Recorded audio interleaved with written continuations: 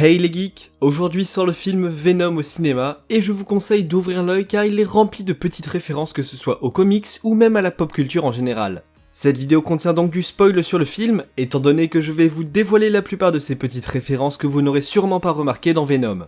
Commençons. Au début du film, nous assistons au crash d'une navette spatiale de la Life Foundation.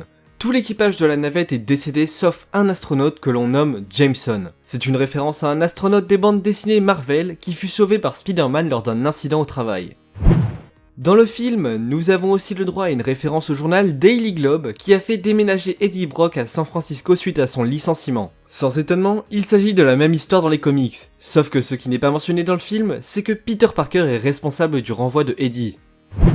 Vous ne le savez sûrement pas, mais l'idée du costume noir de Spider-Man qui a ensuite inspiré Venom est en réalité la proposition d'un fan se nommant Randy Schweller.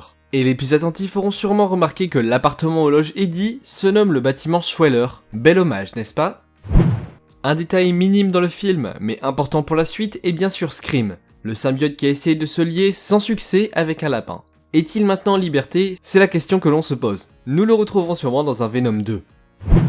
Poursuivons avec encore une fois une allusion aux comics. Lorsque Venom propose à Eddie de manger du chocolat à la fin du film, ce symbiote a la particularité de beaucoup apprécier le chocolat dans les bandes dessinées, et j'ai envie de dire qu'il a raison, car ça doit être bien plus appétissant que des têtes d'humains.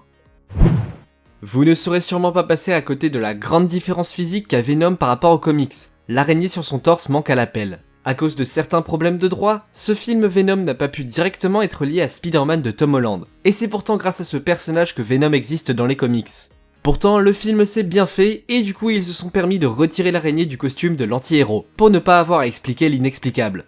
Mais si vous avez bien fait attention lors de son combat contre Riot, Eddie se fera empaler, et donc lorsque Venom refera son apparition, une genre d'araignée sera dessinée sur son torse. Si vous avez manqué ce détail, vous n'avez plus qu'à retourner voir le film et faire attention cette fois-ci.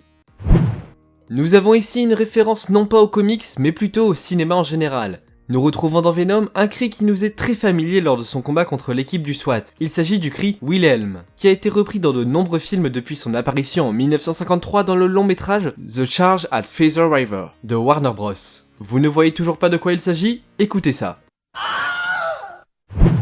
Enfin, nous arrivons à la dernière référence qui est sûrement la plus subtile, et nous la retrouvons dans la scène post-générique, où Eddie se retrouve face à Cletus Cassidy, plus connu sous le nom de Carnage. Nous le voyons écrire sur un mur « Bienvenue Eddie » avec du sang, comme il a pour habitude de faire lorsqu'il veut laisser un message à Spider-Man dans les bandes dessinées. Il sera donc le vilain du deuxième volet de la saga Venom.